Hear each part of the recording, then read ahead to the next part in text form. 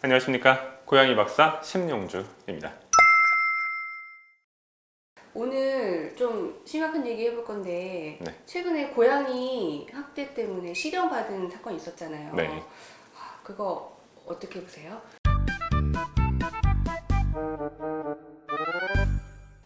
고양이를 좋아하고 고양이를 연구하는 사람의 하나로서 가슴 아프고 동시에 그나마 사법부의 태도에 그러한 그 대전환이 이루어졌다는 것에 최소한의 안도감을 느끼기도 합니다.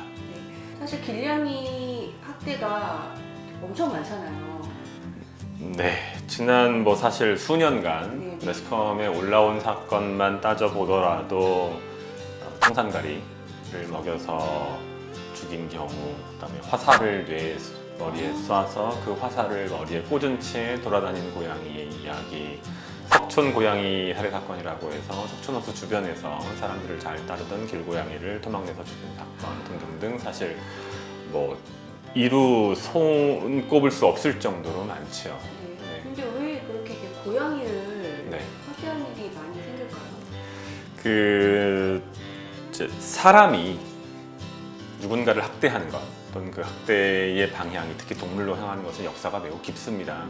아마도 인간이 가지고 있는 기본적인 야만성에 대해서 저희가 조금 언급을 할 필요가 있지 않나 싶고, 그럼 그러한 야만성이 왜 동물, 그중에서 특히 고양이에게 향하는가는 어떤 면에서는 분석이 매우 쉬울 수도 있습니다. 고양이는 저희 주변에서 쉽게 볼 수 있는 그야말로 유비쿼터스한 동물이죠.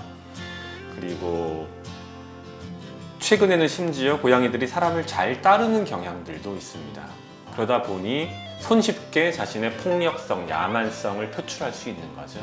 약한 존재니까. 네, 그게 크지 않나 싶고, 굳이 학문적으로 분석하지 않는다 할지라도 개의 경우에는 잘못해서 폭력을 행사하게 되면 개에게 오히려 반격을 당할 수도 있는데, 고양이가 사람을 반격하는 경우는 거의 찾을 수가 없거든요. 그래서 인간에게 내재되어 있는 야만성이나 폭력성이 가장 약하고 동시에 어디서나 쉽게 볼 수 있는 존재인 고양이에게 향하는 것이 아닌가 싶고. 사람들이 분노가 가득 차가지고. 예, 맞습니다.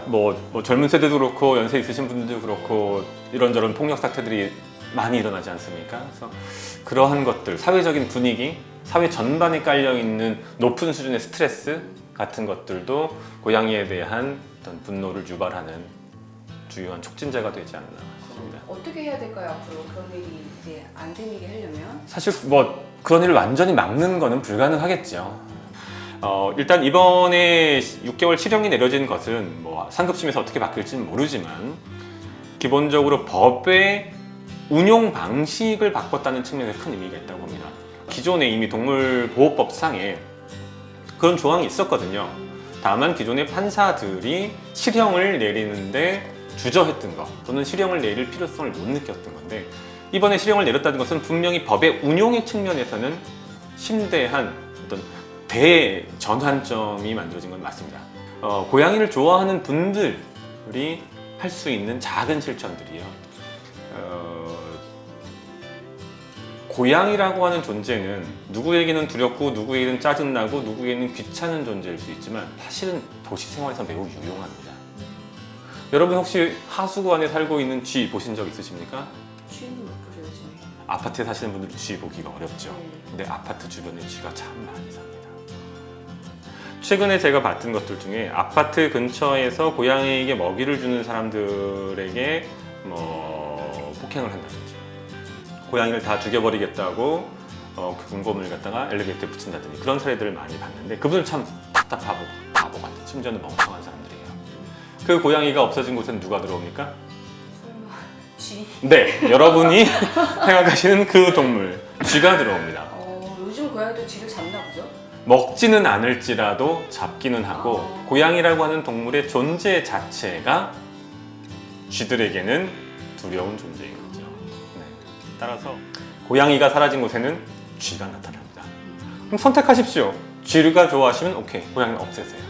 네. 고양이를 좋아하시는 분들은 단순히 고양이에게 밥을 주고 고양이를 예뻐하지 마시고 거기에 대해서 반감을 가진 사람들을 설득하시면 돼요. 당신이 고양이 내쫓았어? 그럼 당신은 쥐와 함께 살아야 돼. 저는 아주 중요한 포인트가 거기에 있지 않나. 그것에 대해서 대중적으로 사회적으로 받아들이도록 만드는 것이 고양이를 좋아하는 여러분들의 역할이 아닙니다.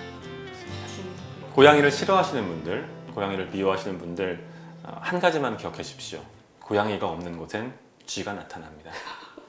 쥐를 싫어하십니까? 그러면 고양이를 예뻐하실 필요까지는 없지만 고양이를 미워하지는 말아 주십시오.